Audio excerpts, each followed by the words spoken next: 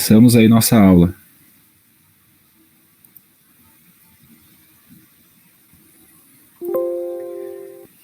E aí, pessoal, me contem. A prova estava fácil, né?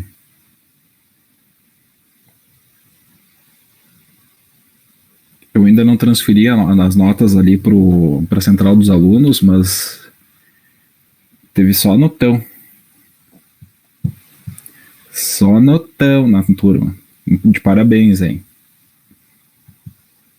É isso aí. Quem não conseguiu fazer a prova, eu vou ter que ver. Uma pessoa já entrou em contato comigo, mas eu acho que teve mais gente que não fez a prova quando eu transferi as notas. Pretendo fazer isso durante o final de semana, aí eu vou conseguir ver. E aí vocês podem já me mandar um e-mail, entrar em contato comigo aí pra gente combinar. Aí provavelmente a gente faz na próxima semana aí, durante o horário de aula, a avaliação. Certo, turma?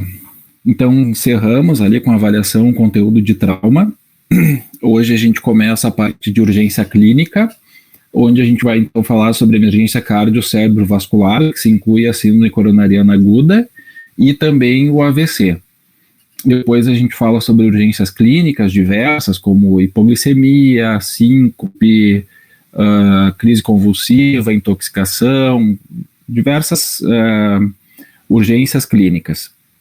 Lá no final, a gente vai trabalhar aí com obstrução de via aérea e suporte básico avançado de vida com a parte de RCP, tá? E aí a gente finaliza o conteúdo da disciplina. Eu acho que eu não te respondi, né, Marisete, teu e-mail ali. Era sobre queimadura, né?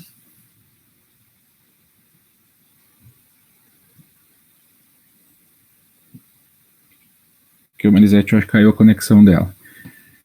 Bem, vamos começar então, galera. Vou passar um vídeo aí inicialmente para vocês sobre um infarto, tá? Sobre um atendimento aí de um paciente vítima aí de infarto, tá? Para a gente introduzir um pouco da nossa aula.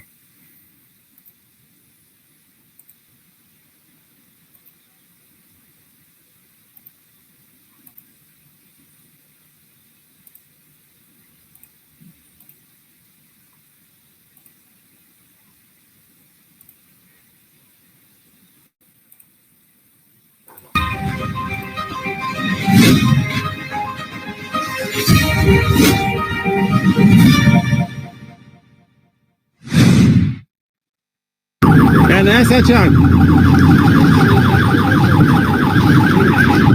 Essa, o retorno é mais perto. O retorno da outra é muito grande, muito longo.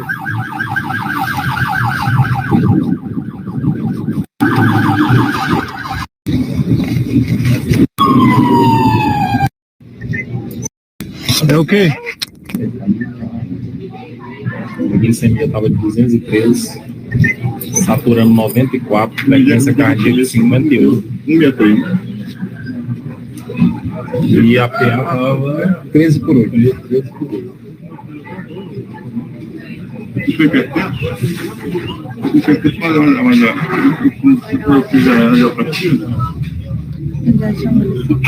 fez uma cirurgia de catarata.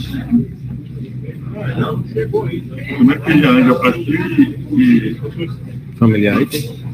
Filho, rapaz, tem um histórico cardíaco, viu, doutor? Fez colocou 2 stents, né? O senhor lembra qual foi o ano que o senhor colocou? novembro? Tá vendo? Ano passado. Ah, não. Eu adorei, com bastante pálido, né? Pele fria. Não entrou ali, né? Passar. Bora lá? Bora.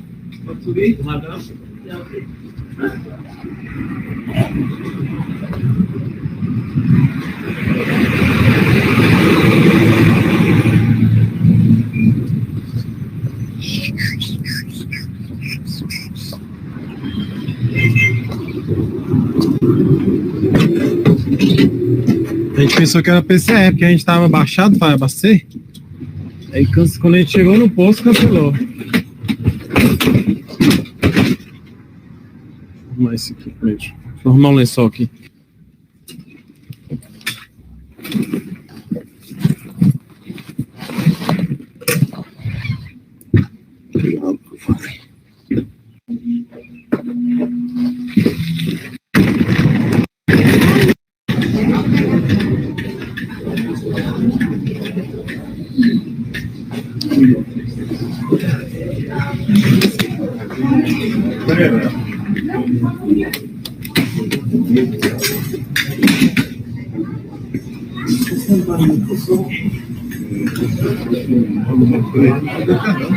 Não, só tem que ir.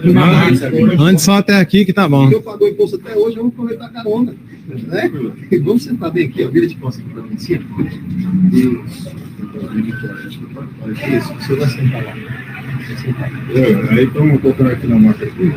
Aí você vai trazer as pernas pra cá, não precisa tirar o sapato, tá? O sapato mesmo. Ah, tudo bem. Mais 1, 2, 3. Assim. Qual é o nome dele? Escreve tudo aí que eu vou deixar a camisa da menina ali, tá?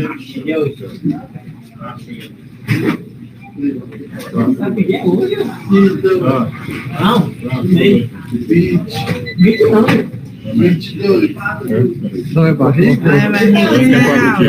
Manda ela mandar estômago. Vai aqui. Oi, minha filha. Não dá não. Foi? Não, é com jejum, né? Só mandar ela mandar estômago. Então, Aí, Antônio. Quem vai vir? Lá no futuro, quando ele for editar, ele vê. Vai ficar puto que eu fiz isso. A caneta, ó. Sudiane, a caneta é dela. Peraí, você não vai escrever. Lá no...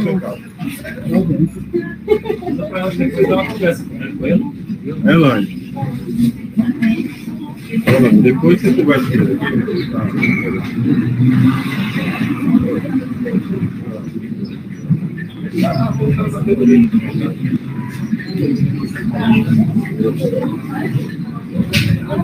Licencinha aqui, amigo. Camarada. Tranquilo. Chega lá, tira. Segura aí.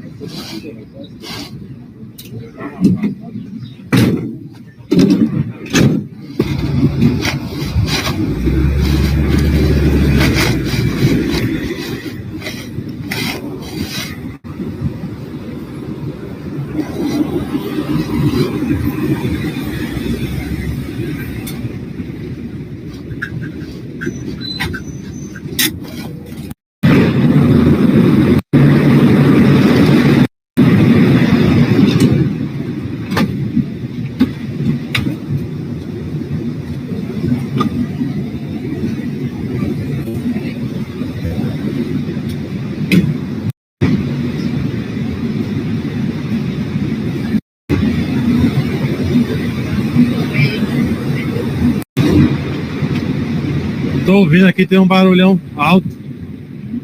O barulho aqui.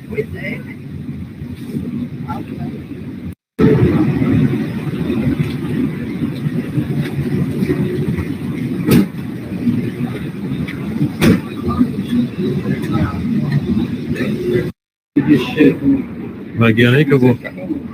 Vai guiando aí que eu vou estacionar ali. Tá, abre aqui, mano?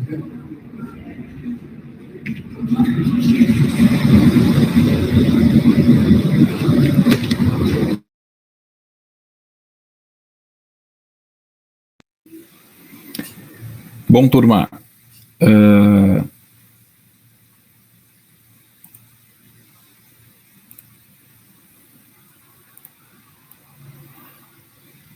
E Bruna,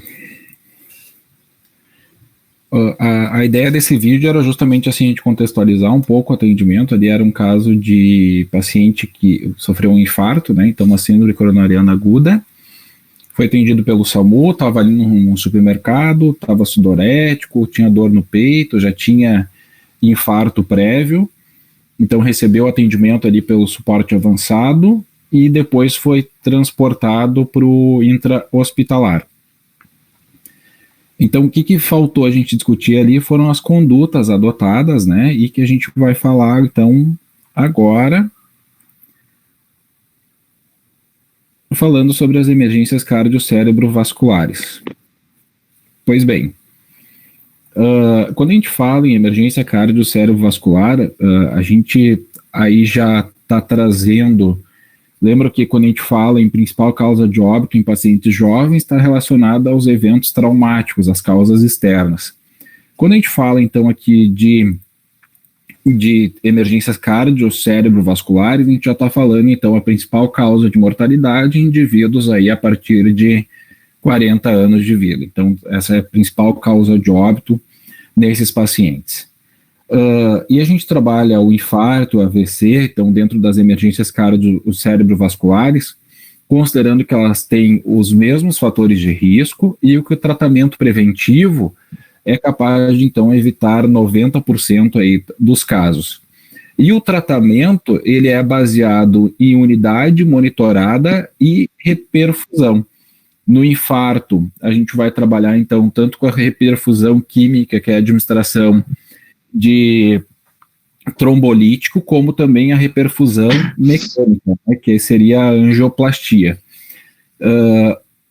No AVC também a gente tem essas duas opções. A gente tem a trombólise, que ela é mais frequente no AVC isquêmico, mas também já temos a trombectomia mecânica, que é utilizada então para desobstrução daquele vaso que acometeu o AVC. As duas são tempo dependentes, né? Ou seja, elas têm um padrão ouro aí para atendimento, efetivo e custo efetivo, pensando também que a medicação ela tem um custo alto para ser administrada, assim como a angioplastia também, né, envolve um alto custo, mas a médio e longo prazo esse custo ele se torna muito menor, considerando que, por exemplo, um paciente com infarto, ele vai desenvolver insuficiência cardíaca e vai ficar recebendo medicação para o resto da vida, pode ter uma série de outras complicações. O paciente com AVC pode ficar com uma sequela e aí com isso necessitar de alimentação por sonda, desenvolver lesão por pressão e também vai ter um custo maior aí para o sistema de saúde. E também com esses tratamentos aí, na fase aguda, diminuem a morbimortalidade dessas doenças, tá? Então, quais são os objetivos do atendimento aí do paciente com AVC ou com infarto agudo? Seria principalmente, então, o foco na prevenção e, a partir disso, o atendimento rápido por uma equipe treinada, a organização dos serviços através de uso, então, de protocolo baseado em evidência. Hoje, então, a gente já tem uma estrutura melhor para atendimento desses pacientes. Se chega um paciente com sinais de um AVC na unidade básica de saúde, essa unidade ela vai acionar o SAMU, né, e o SAMU vai encaminhar esse paciente para o hospital de referência, né? Então, por exemplo, Porto Alegre, nós temos 4 hospitais que são referência para a rede IAM, né? Então, para a linha do infarto. Por quê? Porque esses hospitais têm hemodinâmica disponível para atendimento 24 horas do dia. E tem 6 hospitais que são referência para a rede AVC, porque tem equipe de neurologia, né, tomografia, 24 horas, disponível também para atendimento desses pacientes. Então, a regulação é feita conforme proximidade do local onde o paciente está, conforme vínculo desse paciente e também pelo hospital da vez, né? Então, a central de regulação vai direcionar esses pacientes com AVC de acordo com esses princípios aí, tá? Então, para já encaminhar esse paciente direto para o tratamento definitivo. A gente vai começar falando sobre a síndrome coronariana aguda, que é aquela condição clínica caracterizada por dor torácica sugestiva de isquemia, onde a gente pode ter alterações tanto dinâmicas no eletrocardiograma ou também por alterações em enzimas cardíacas, né? E a gente está falando da troponina. Também pode ser solicitado aí a CK e CKMB, que é a cretinoquinase, só que ela é um marcador muscular também, então, às vezes, por uma lesão muscular que o paciente possa apresentar, ela pode estar alterada e não ser pelo infarto, né? Então, a gente tem um marcador mais específico aí, que é a troponina. Então, vai fazer um eletrocardiograma e também solicitar enzimas cardíacas. Nessa imagem, a gente tem revisando um pouco aqui da anatomia, onde a gente tem a coronária direita e a coronária esquerda, né? Temos o tronco aqui da coronária, artéria circunflexa, marginal, diagonal, né? E aqui a coronária direita e tem a interventricular aqui posterior. Por que a gente olha para essa imagem? Que quando a gente faz um eletrocardiograma de 12 derivações, nós temos 6 derivações periféricas e 6 derivações precordiais.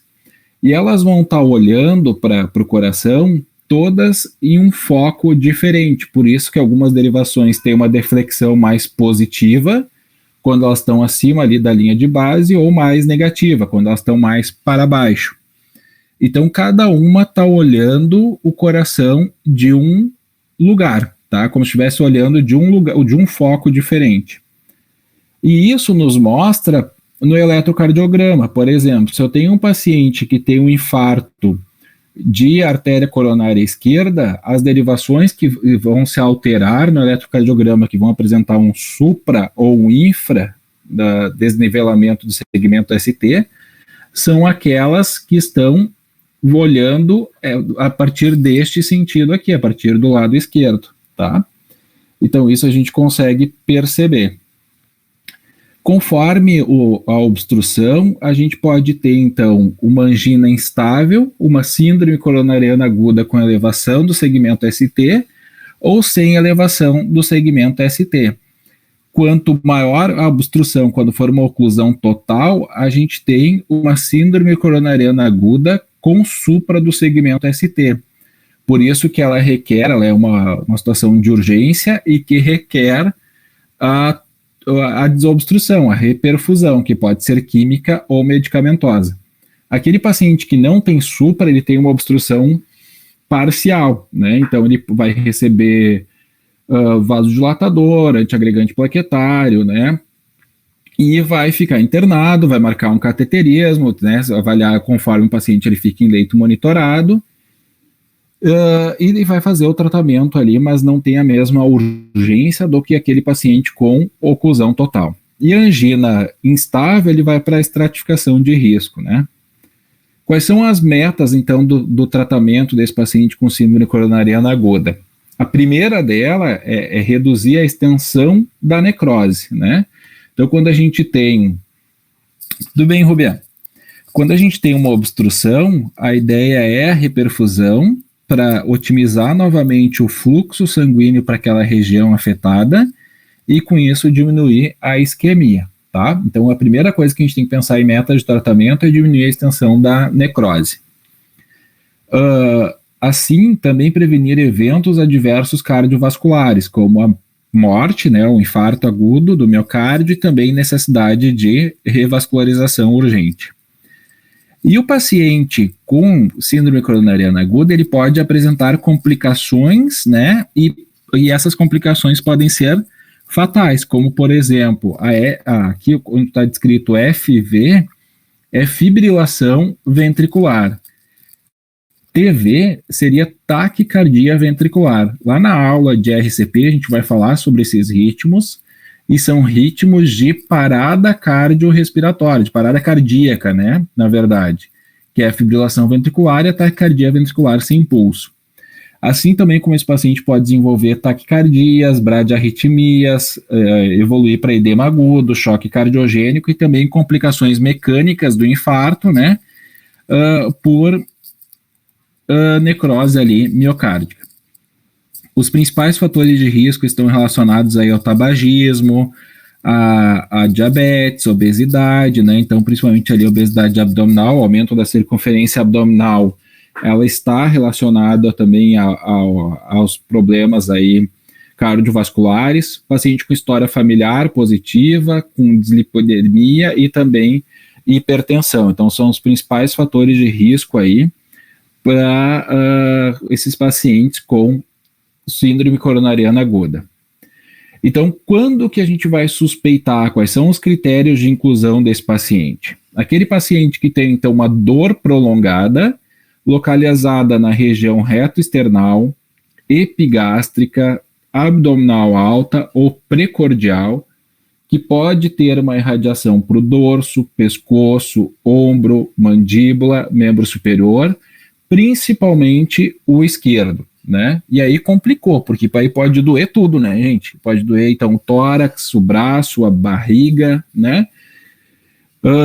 E para isso, a gente tem que, então, diferenciar essa dor que o paciente está apresentando de uma dor de característica anginosa, de característica isquêmica. E como que o paciente relata, então? É uma dor em aperto, contínua, né? Que ela é sequencial, ela não é uma dor que vem e passa, né? Então é uma dor contínua. Na angina pode estar associada a fatores que desencadeiam, por exemplo, uma subir-escada, uma caminhada, né? Onde requer um maior consumo de oxigênio, uma sobrecarga cardíaca, o paciente aí pode apresentar essa dor aí de característica anginosa.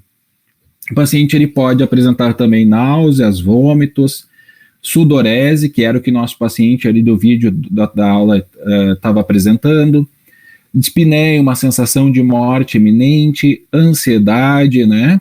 Também que pode apresentar em repouso durante o sono ou exercício leve, essa dor, né? Então é uma dor em aperto, que às vezes o paciente diz que é uma dor ardida, uma dor que queima, né?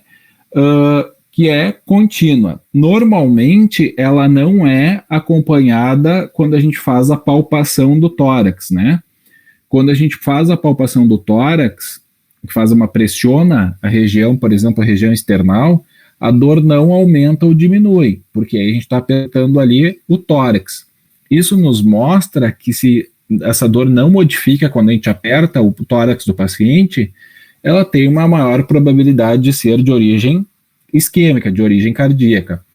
Agora, se é uma dor que dói quando o paciente respira, que é uma dor pleurítica, se dói quando o paciente se mexe, ou quando a gente encosta no tórax do paciente, tem uma característica de ser uma dor mais muscular, e não de origem cardíaca, né? Então, são coisas que a gente tem que avaliar também. Mas sempre, na dúvida, a gente vai considerar uma dor de característica anginosa, uma dor de característica isquêmica, e vai tratar esse paciente, então, como a síndrome coronariana aguda. O eletrocardiograma desse paciente vai apresentar, então, uma elevação do segmento ST, pode ter um bloqueio de ramo, né, ou uma depressão no segmento ST. E o paciente também, a gente vai investigar a história anterior dele, ele já pode ter histórico prévio de angina, infarto, uso de medicamentos, né, ou fatores de risco aí para síndrome coronariana aguda, tá? Outra coisa, que teve um estudo que foi publicado, onde eles avaliaram a expressão da dor manifestada por pacientes com origem isquêmica. E aquele paciente que tem o sinal de Levine ou da mão espalmada aqui, eles têm uma probabilidade maior de ser de origem cardíaca. Quando o paciente, dói o braço aqui, né, pode ser sugestivo.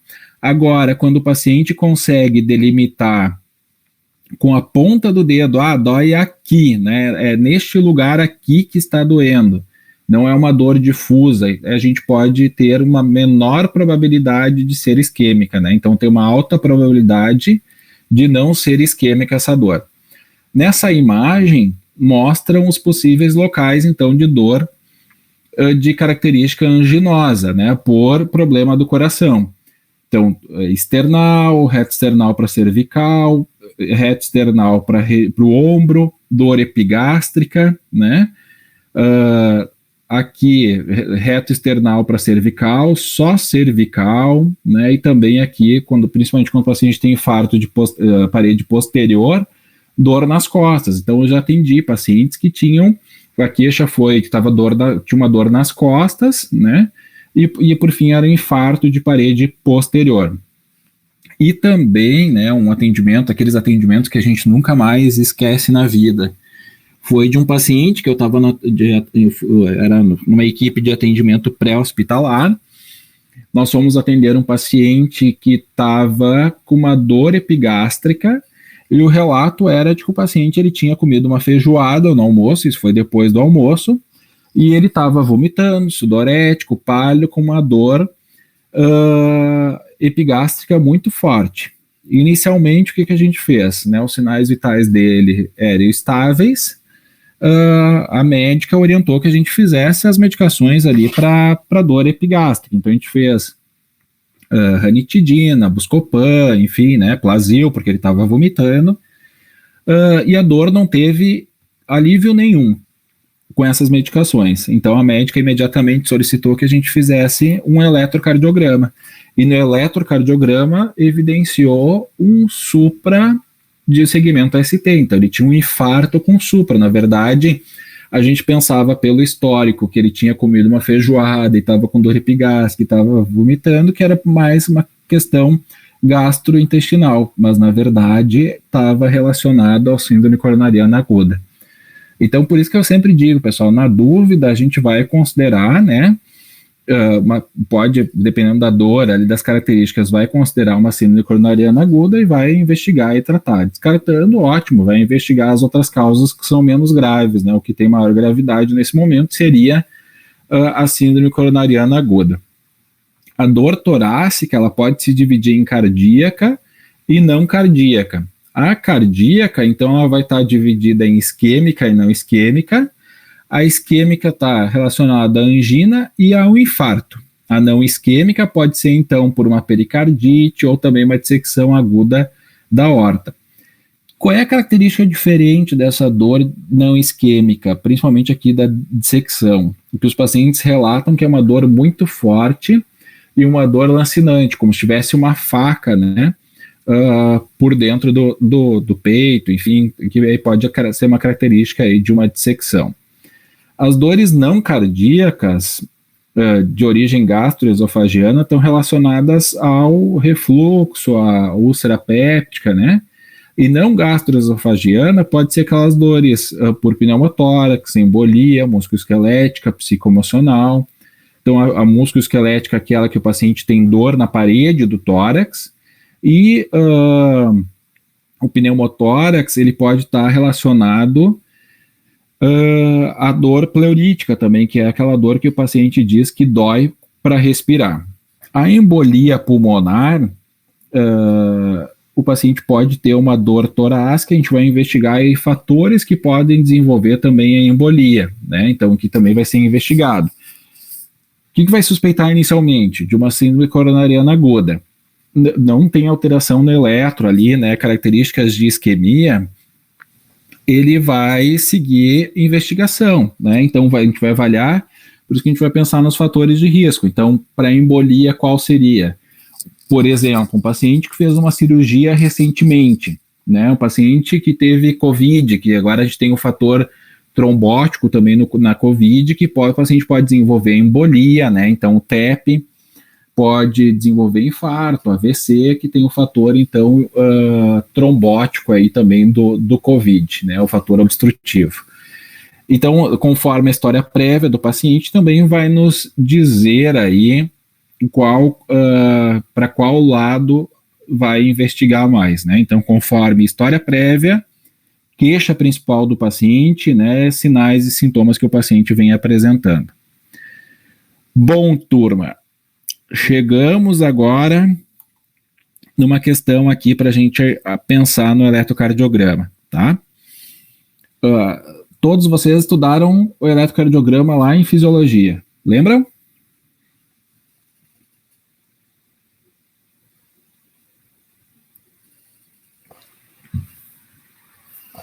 Então a gente vai dar uma revisada, né? Conforme as diretrizes aí que foram atualizadas recentemente, o que apontam?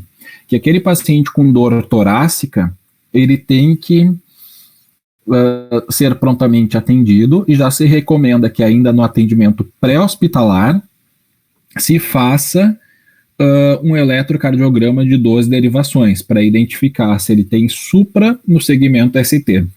E isso qualquer profissional habilitado, né? Então, com olhar para isso, pode identificar essa alteração e já sinalizar, né? Então, é essa a ideia de poder mostrar para vocês aqui, que vocês consigam olhar para o eletrocardiograma e identificar principais alterações, tá? Coisas bem grosseiras, assim. A interpretação mais precisa depois vai ser lá com o médico, com o cardiologista, enfim.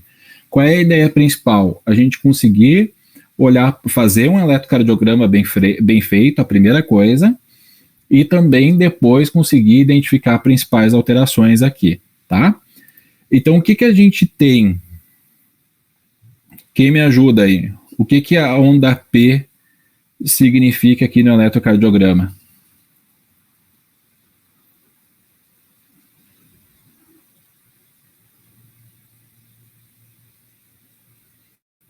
Contração dos átrios. Ótimo, isso aí. Então é despolarização do átrio ou contração atrial. O que o complexo QRS mostra para nós?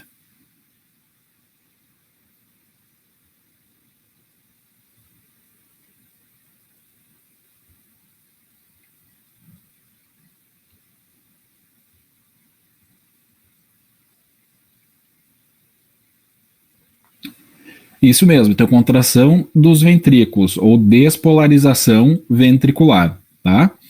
E a onda T nos mostra a repolarização ventricular. Então é isto que a gente consegue ver aqui no eletrocardiograma: contração do átrio, contração do ventrículo, repolarização do ventrículo.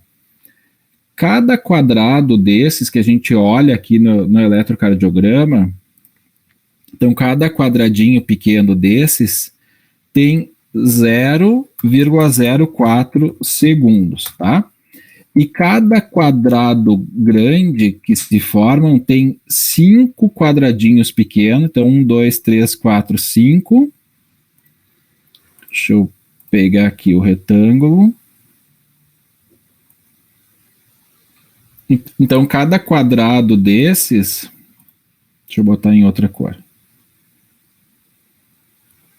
Cada quadrado no eletrocardiograma tem 5 quadradinhos pequenos. Então, se a gente for multiplicar 0,04 vezes 5, a gente tem 0,20 segundos, tá? Por que eu estou falando isso para vocês? Porque a gente tem os intervalos normais no eletrocardiograma. Por exemplo, o da onda P até a onda R, que é o intervalo PR, ele acontece em até 0,20 segundos, ou seja, da contração do átrio até a contração do ventrículo, ele acontece dentro de um quadradão.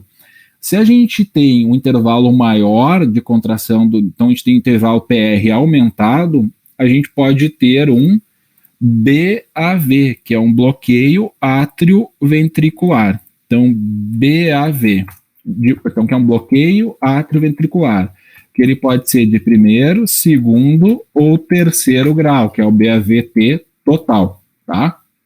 Então, por que isso? Porque tem um bloqueio de condução do átrio para o ventrículo. E aí, por isso que eu fiz aquelas perguntas antes. O que era a onda P, o que era o QRS, o que significava cada um, né?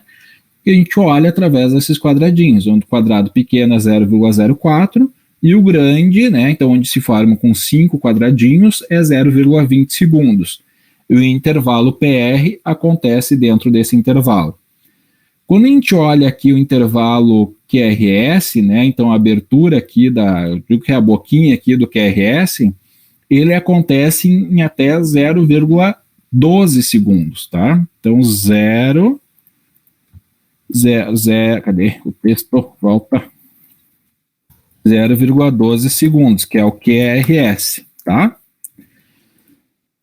A abertura aqui desse intervalo. Então, a gente vai contar, se ele tiver maior do que 3 quadradinhos pequenos, a gente pode considerar que esse ritmo tem predomínio ventricular.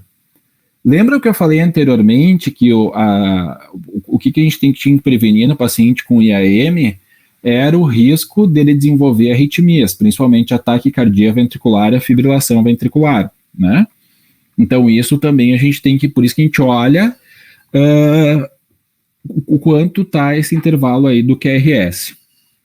Outra coisa que a gente vai olhar no eletrocardiograma é o segmento ST, tá? O que é isso, pessoal? O que significa aqui o segmento ST? Quando a gente olha para a linha de base aqui do eletrocardiograma, todas as ondas, ó, eu vou colocar um pouquinho acima da linha de base. Não, deixa eu voltar e colocar melhor em cima dela aqui. Aqui. Todas as ondas, elas saem e voltam desta linha de base, correto?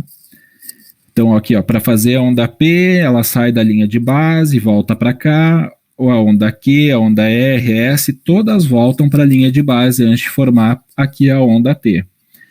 Quando a onda, ela vem, ela já se junta aqui com QRS para formar a onda T, o nome disso é supra, ou seja, está acima da linha de base, supra-elevação do segmento ST.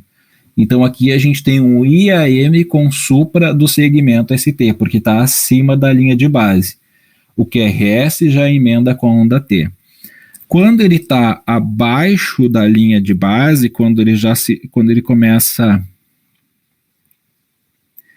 ele não volta para a linha de base, ele vem aqui de baixo, a gente chama isso de infra do segmento ST, tá? Então, seria um infarto sem supra ou um infra de segmento ST. Quando não tem essas alterações dinâmicas no eletrocardiograma, o paciente tem dor torácica, ele vai investigar característica aí de angina, tá? E é isso que está representado. Então, o que a gente costuma dizer? O paciente chega lá para atendimento, ou nos chama para atendimento, e a queixa é dor no peito. O paciente está com dor no peito. O que a gente vai dizer? O paciente está infartando, né? Na verdade, pode ser que não, pode ser uma angina. Então, o que a gente vai chamar disso? O paciente está com síndrome coronariana aguda. E essa síndrome coronariana aguda, então o paciente vai fazer um eletrocardiograma, vai seriar enzimas, e aí, então, vai ser visto se ele tem elevação do segmento ST, é uma forte suspeita, então, de lesão, de uma obstrução total. Se ele tem um infra do segmento ST, podem ver que está aqui abaixo da linha de base, ele tem uma suspeita de isquemia. E aquele paciente que não tem essas alterações dinâmicas no eletrocardiograma, pode ser uma angina e ele vai para a estratificação aí de risco, tá? O que muda no tratamento para esses pacientes? No infarto com supra, que é um bloqueio total, a estratégia é a reperfusão, que pode ser medicamentosa, né, que seria aí a alteplase, ou mecânica, que aí que é o padrão ouro, e é a angioplastia coronariana transluminal percutânea, que é a CTP. O IAM sem supra, que é um bloqueio parcial, ele vai com terapia antitrombínica, antiplaquetária, vai ficar com AS, clopidogrel, se precisar de vasodilatador, enfim, né? Num leito monitorado, e depois vai agendar aí o cateterismo e angioplastia se necessário. E aqueles pacientes que têm uma coronária normal ou com alterações não diagnósticas ali no segmento ST, vai para estratificação de risco, né? Vai fazer esteira, teste de esforço e tudo mais. O que eu quero revisar com vocês é um pouco mais do eletrocardiograma, tá? Eu coloquei para vocês ali no Black hoje diversos materiais, tá? Então tem essa aula, essa apresentação que a gente está conversando sobre ela agora, tem uma avaliação complementar do eletrocardiograma, tem uma pasta com material, com vários vídeos onde mostra como realizar o eletrocardiograma, as principais alterações que a gente vai observar, tá? Então eu recomendo aí que vocês possam olhar esse material aí ao longo da semana, tá? O que eu quero mostrar aqui para vocês é um pouco ainda sobre o eletro, que é importante que a gente consiga fazer um eletrocardiograma aí adequado, de forma adequada, né?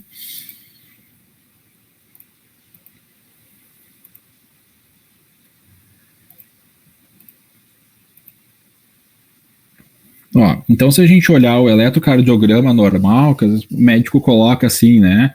Ah, um eletrocardiograma com 12 derivações, ou um eletrocardiograma com D2 longo. Então, se a gente olhar aqui, a gente tem as 12 derivações e tem o D2 longo. Cada imagem, cada derivação, ela é diferente, uma diferente da outra. Por quê? Porque está vendo o coração de um foco diferente. Tá? E por que D2 longo? Vamos já responder essa pergunta aí na sequência.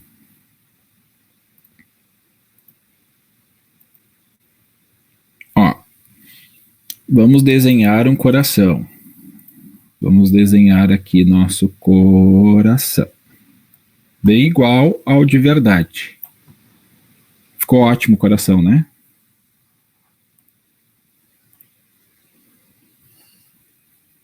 Top.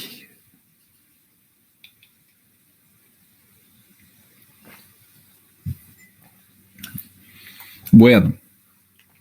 Então, se a gente desenhar aqui o triângulo a partir desse coração, a gente vai ver que acima tá D1. Dá de 10 a 0 no meu. Ó, aqui tá D1, aqui tá D3 e aqui tá D2. Se a gente pensar em AVR, AVL e AVF, ó, no sentido aqui da derivação,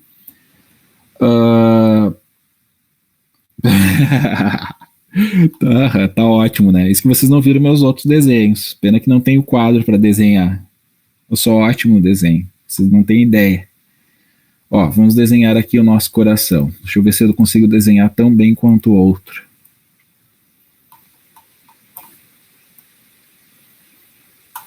Top. Bom, então aqui a gente tem as derivações, periféricas, tá?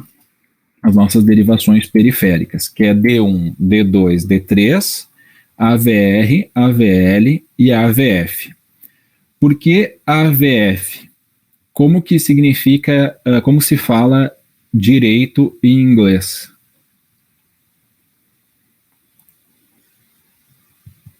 Quem é bom no inglês aí nos ajuda.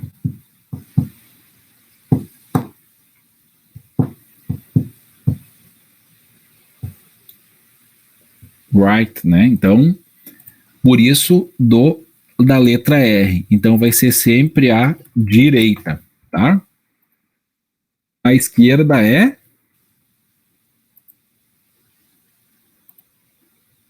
A gente olha, essa aula de APH ela é ótima por causa disso, entendeu? Porque a gente vê fisiologia, a gente vê anatomia, a gente vai para todas as disciplinas, a gente vê saúde do adulto, a gente vê desenho, né? A gente vê inglês, é top. Tá, então esquerdo aí é left, então por isso da letra L. Então aqui vai ser esquerdo, tá? E é F de foot, né? Então de pé. Então vai ser aqui membro inferior.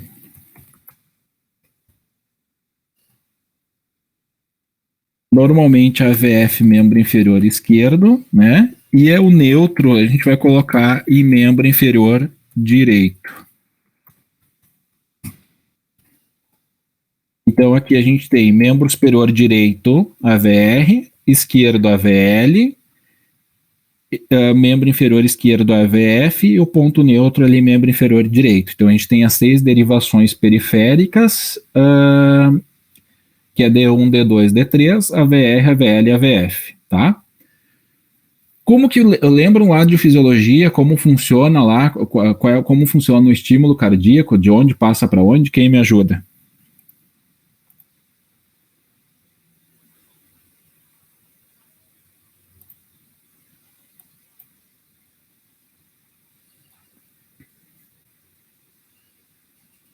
Isto.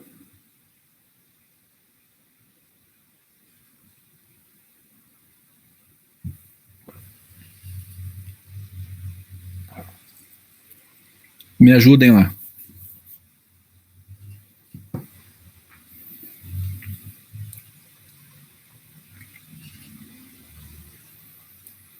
Lembram que vem lá do nó atrial, né?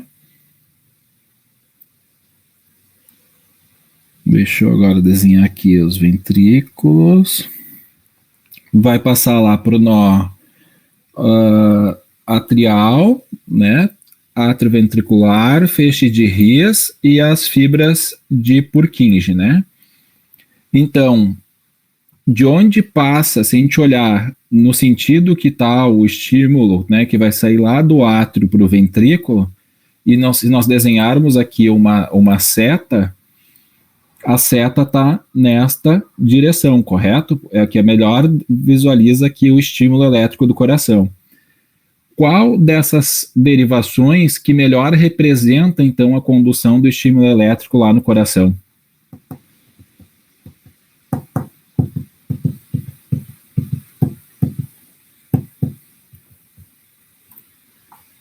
O que vocês acham?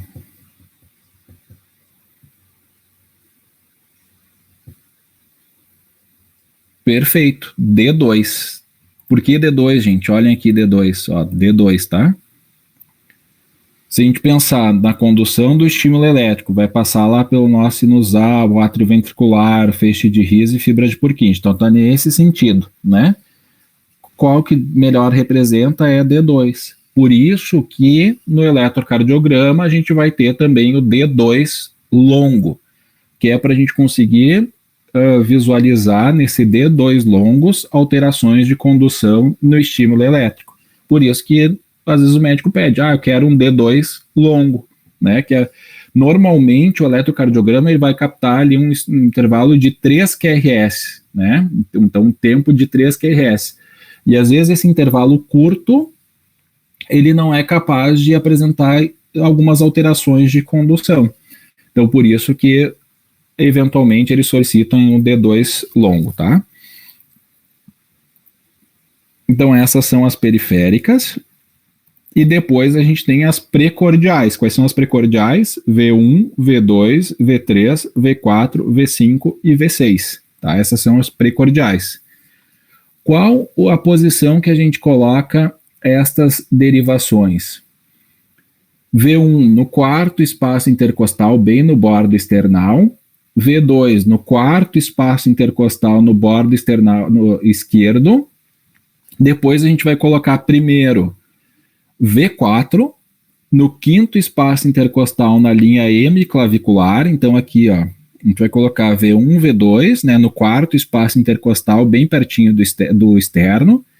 Depois a gente coloca primeiro V4 na linha hemiclavicular no quinto espaço intercostal, e aí a gente vai posicionar V3 entre V2 e V4, tá? Bem aqui na diagonal entre V2 e V4. A partir disso, então, seguindo no quinto espaço intercostal, a gente vai colocar V5 na linha axilar anterior e V6 na linha axilar média, tá? Então é bem fácil, é quarto espaço intercostal e quinto espaço intercostal. V1 e V2 aqui bem no rebordo external, coloca V4 metade da clavícula, né? Então hemiclavicular, V3 na diagonal, e depois segue V5 e V6. Por vezes, o médico pode solicitar que ele quer que faça V2 e V3R. O que seria isso? Que ele, ou, por exemplo, paciente com cardiodistrofia, quando ele tem o coração, em vez de estar voltado para o lado esquerdo, está para o lado direito. Então, a gente vai fazer o eletrocardiogramas da mesma forma, só que voltado para o outro lado. E, por vezes, o médico vai ter uma suspeita ali de infarto de parede posterior, ele pode pedir V7, V8 e V9. Então, o que a gente faz? Segue naquela linha do quinto espaço intercostal, né? E vai colocar V7, V8 e V9 na linha escapular anterior, média e... Tranquilo, Andressa. E na linha aqui paravertebral, tá? Então vai colocar estas posições. Quando a gente vai olhar o eletrocardiograma, são essas as noções básicas de interpretação. Então a gente vai calcular a frequência cardíaca, ver a regularidade do ritmo, verificar se tem onda P, o intervalo PR, a questão do complexo QRS e se tem alteração no segmento ST e arritmias.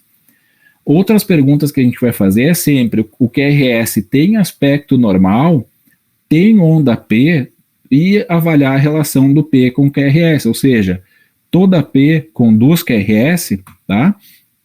Então, se vocês quiserem aí, pessoal, façam uma fotinho aí desse slide, dê um print aí na tela. Noções de interpretação, tá?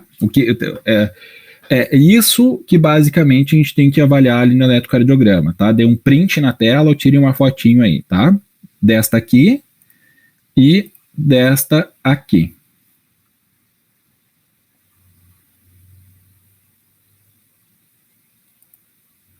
Bom, das arritmias, a gente tem as taquicardias, as taquiarritmias supraventriculares, né?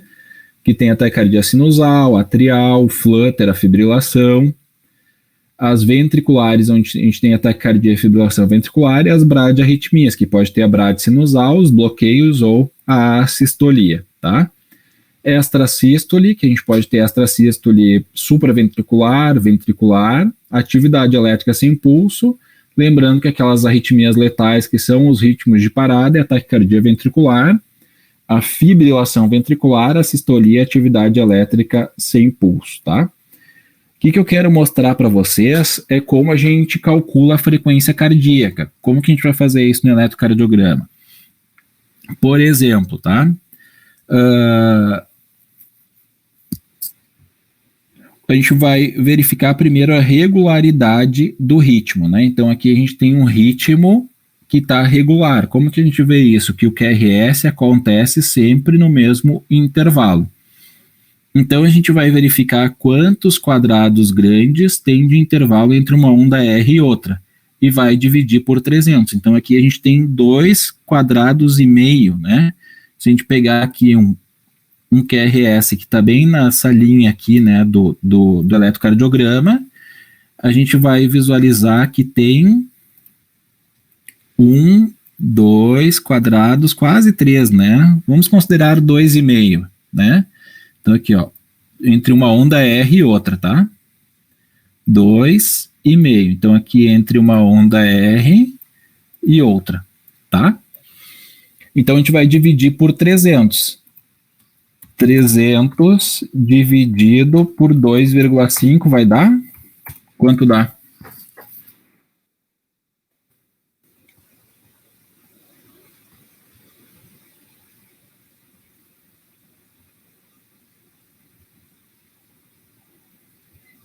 Isso aí. Então a frequência cardíaca é em torno de 120 batimentos por minuto, tá? Vamos fazer outro exercício. Vamos ver aqui uma outra frequência. Aqui.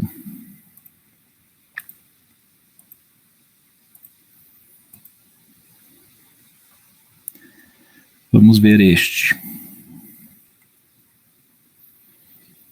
Primeira coisa, a hora está regular. Vamos considerar aqui que eles têm... Então, vamos olhar aqui, ó. 1, 2, 3, 4 quadrados grandes, né? Então, 1, 2, 3, 4 quadrados grandes entre intervalo de uma onda R outra. Então, 300 dividido por 4 vai dar quanto?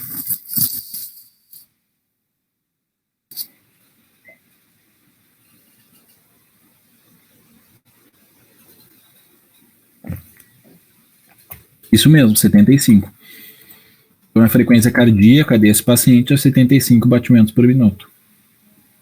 Isso no ritmo regular.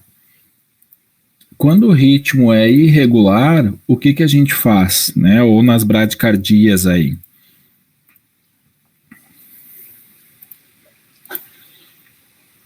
Nós vamos contar no intervalo de 30 quadrados, tá, gente? Intervalo de 30 quadrados. Então vamos considerar que, vamos ver quanto que tem aqui. 1, 2, 3, 4, 5.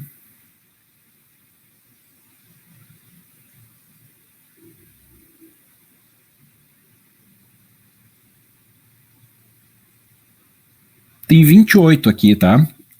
Vamos considerar que neste intervalo teria 30 quadrados desses, tá? Vamos considerar que aqui tem 28, vamos considerar que aqui tivesse 30.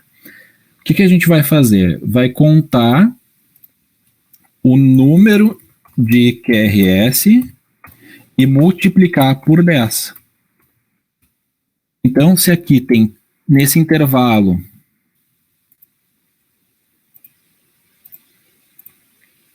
aqui, tá?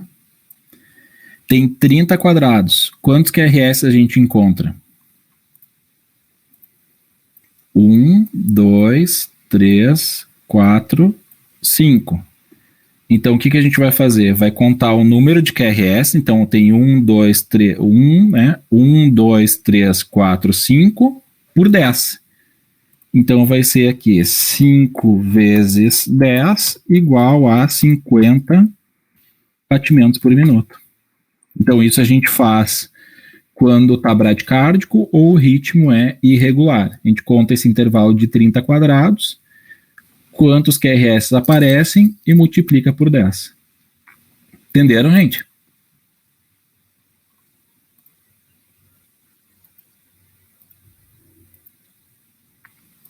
Tá. Mas, enfim, isso é para a gente ter uma ideia, assim, uma noção básica, bem básica, para a gente ter conseguir olhar assim para o eletro e não enxergar tudo no escuro, tá? Mas fica a dica de vocês poderem olhar aqueles vídeos que estão adicionais ali na aula, porque, como eu disse anteriormente, né, a recomendação é que o profissional ele faça o eletrocardiograma e consiga identificar essas principais alterações, tá? Serve para todos os ritmos irregulares, isso aí, tá? E o 10 da fórmula é fórmula fixa ali, que como no eletrocardiograma, cada quadradinho daqueles conta um intervalo de tempo, e aí funciona assim como lá o 300, né? Que ele está contando em quantos segundos acontece ali o batimento cardíaco. Bueno, voltando à nossa síndrome coronariana aguda. O que a gente faz lá com o paciente, tá? A gente está no pré-hospitalar, fomos chamados para atender um paciente aí com dor torácica. Primeiro, na avaliação primária, a gente vai dar ênfase para manter a cabeceira do paciente elevada, né? Lembrar que ele pode ter um sofrimento respiratório associado, pode estar congesto, né? Então, pensar nisso. Quando o paciente tiver uma oximetria menor do que 94%, a gente vai ofertar o oxigênio ali com fluxo ali por um catéter nasal, óculos nasal a 4 litros por minuto. Então, quando ele tiver uma saturação menor do que 94%, tá? As diretrizes aí da Sociedade Brasileira de Cardiologia já estão considerando até menor do que 92%, tá? Mas o protocolo do SAMU considera 94% ainda.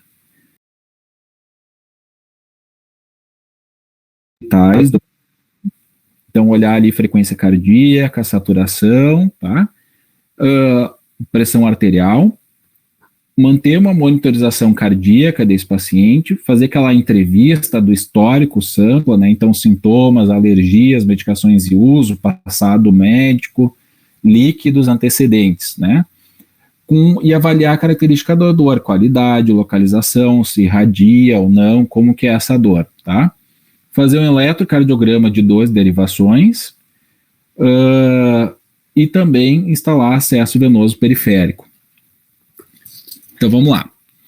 Quando a gente começa a atender uma urgência clínica, a gente pode sempre pensar, né? Fomos chamados, não sei muito bem o que fazer. Começa pelo MOVE-P, tá, gente? MOVE-P. O que seria o MOVE-P? O M de monitorização, né? Então vai monitorizar o paciente, né? Verificar traçado aí eletrocardiograma.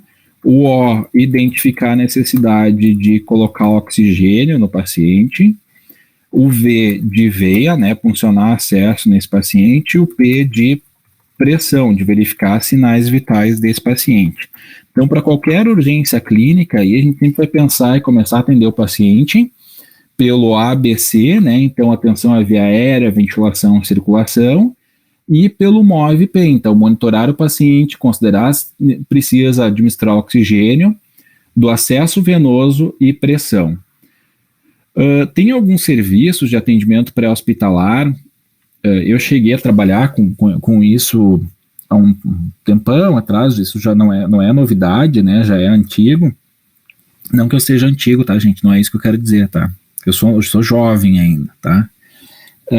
Mas que já lá em 2002 a gente já trabalhava com esse telecardio. O que significa? O que era isso? A gente fazia um eletrocardiograma no paciente e através do celular, né, a gente encaminhava esse sinal, essa imagem aí do eletro para uma central que ficava em São Paulo, que tinha cardiologistas de plantão que já olhavam a imagem do eletrocardiograma e identificavam arritmias, né? E isso tem até alguns serviços de pré-hospitalar que tem até hoje isso, né? E que isso é muito importante, que já consegue identificar as principais alterações, principalmente aquelas relacionadas ali ao supra de segmento ST, e já encaminha o paciente direto aí para um lugar de referência, né? E aí agora também eu pergunto para vocês, em relação ao acesso venoso periférico, qual o membro de escolha para esse paciente para a gente funcionar um acesso venoso periférico? Quem me ajuda aí?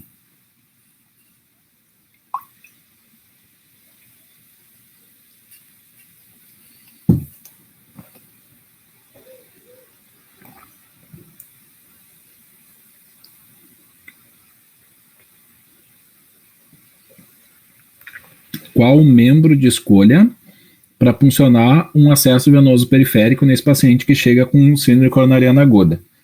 Membro superior direito ou membro superior esquerdo?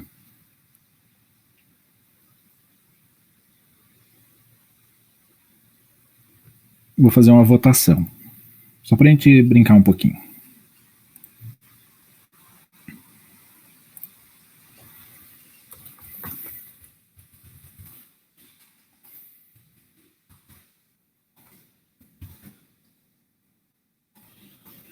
Podem votar aí, vamos ver.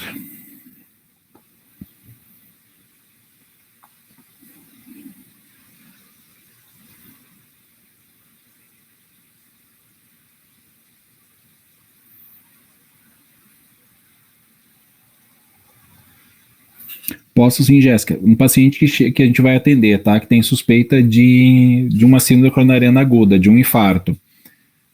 Qual membro de escolha que a gente vai funcionar? Membro superior direito ou membro superior esquerdo?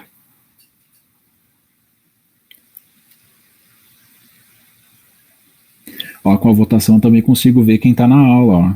Tem 15 pessoas, 14 pessoas que não responderam. No mínimo estão olhando outra coisa. Ou estão deixando eu falar sozinho em casa.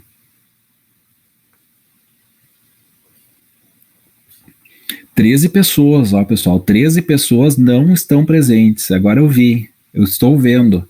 Deixa eu acionar o meu dispositivo que abre a webcam aí de vocês.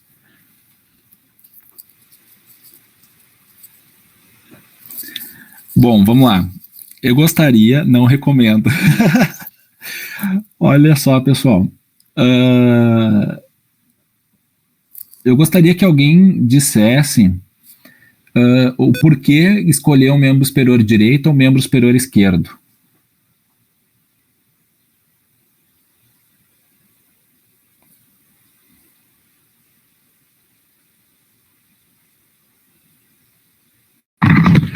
Sinceridade, eu fui no chute. No chute? Porque geralmente a gente vai onde tem acesso. E às vezes o paciente também tem fístula, não pode ir no membro. Então eu fui no chute. Tá. Esquerdo, perfeito, Gisele, é isso mesmo, tá?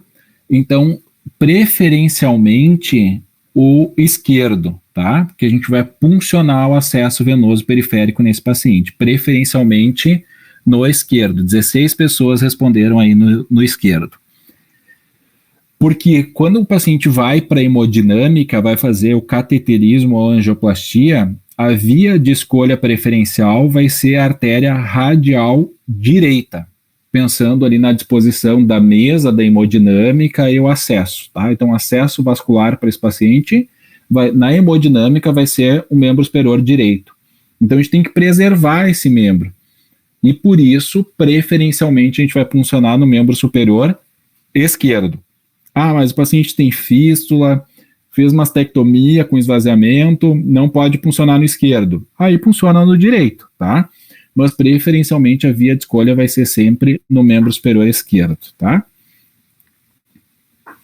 Bom, da terapia medicamentosa que a gente vai administrar nesse paciente, aí a gente vai entrar se a gente tiver de plantão lá no SAMU, a gente vai entrar em contato com o médico regulador, né? Ou se a gente tiver no suporte avançado, o médico vai estar junto com a gente.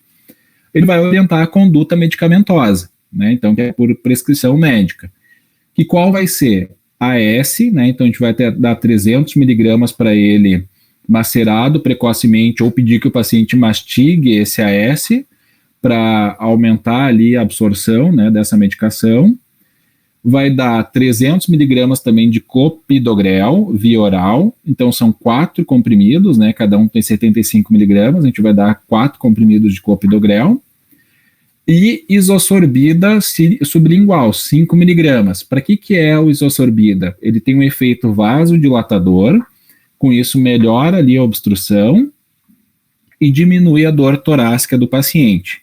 Mas o que a gente tem que atentar, isso é muito importante, naquele paciente com dor torácica, tá? Quando a gente vai administrar o Isordil.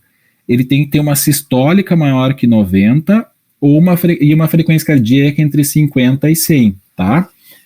Se o paciente já tiver uma sistólica menor que 90, a gente tem que verificar com o médico se ele quer que administre mesmo assim, porque a vasodilatação vai diminuir a pressão arterial, e aí o paciente pode ficar mais hipotenso ainda, né? Então, são essas medicações. Então, AS, clopidogrel e isosorbida sublingual. E morfina quando não aliviar a dor com isosorbida. Por quê?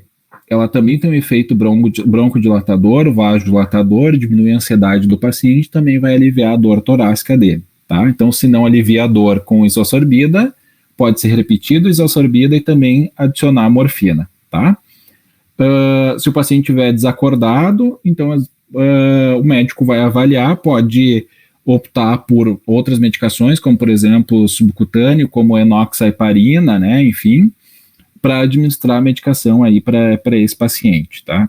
Começar antiagregação plaquetária e terapia antitrombínica.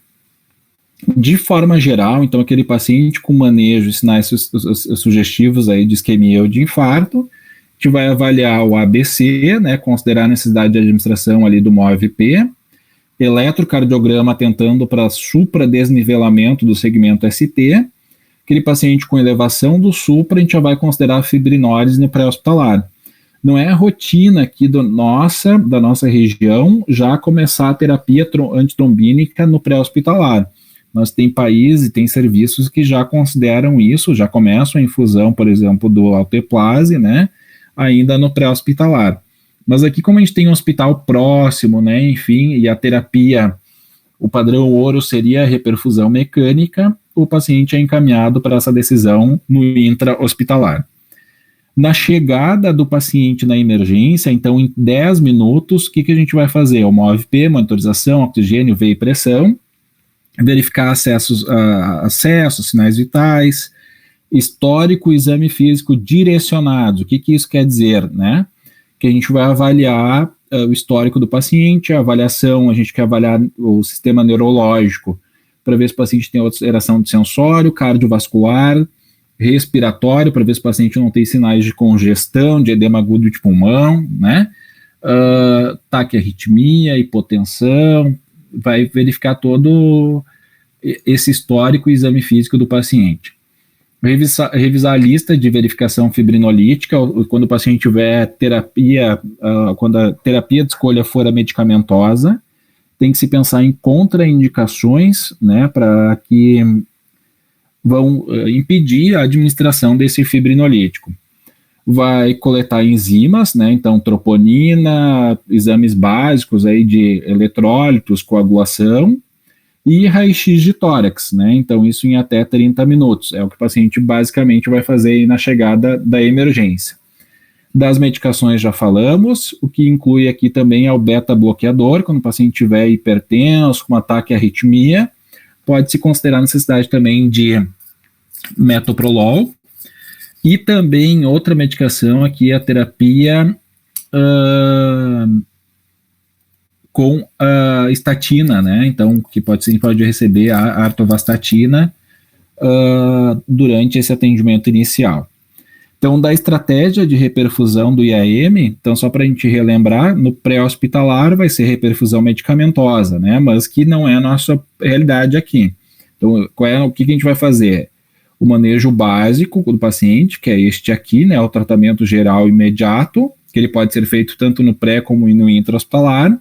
Na chegada no hospital, vai se dar preferência sempre, né, quando tiver hemodinâmica disponível no hospital, o tratamento mecânico, que seria a angioplastia. Se não tem essa possibilidade, vai optar pelo tratamento medicamentoso, que é o teplase, tenecteplase. Por muito tempo a gente usou streptokinase, só que ela aumenta o risco de complicações, tá? Trazer um pouco da realidade minha, né? A gente trabalha lá na emergência, que é um hospital de trauma. Se a gente recebe um paciente lá que chega com dor torácica, a gente dá o primeiro atendimento para ele. Se tem supra no segmento, supra no eletro, o médico faz contato com o SAMU, e o SAMU regula esse paciente para outro hospital, né, onde vai ter acesso direto à hemodinâmica, tá?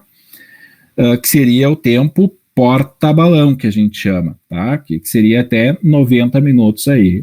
E o porta-agulha, quando não tem possibilidade de transferir ele para um lugar onde tem acesso à hemodinâmica, seria um tempo porta-agulha de 30 minutos. Pensando, otimizando isso, então, a hora de ouro nos primeiros 60 minutos e um tempo total de isquemia aí de 120 minutos para esse paciente, tá? A partir do início dos sintomas.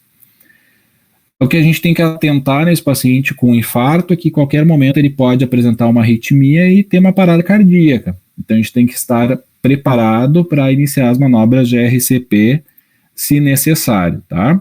O eletrocardiograma já ser feito no pré-hospitalar, e a reperfusão sempre, a de escolha vai ser, então, a terapia, a angioplastia, né, a terapia mecânica, digamos assim, e não a medicamentosa, que vai ser daí segunda escolha, tá?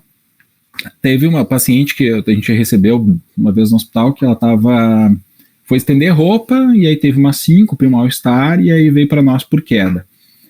E aí ela contou que, na verdade, ela estava estendendo roupa, teve uma dor muito forte no peito, e aí fez baixo débito e desmaiou, né?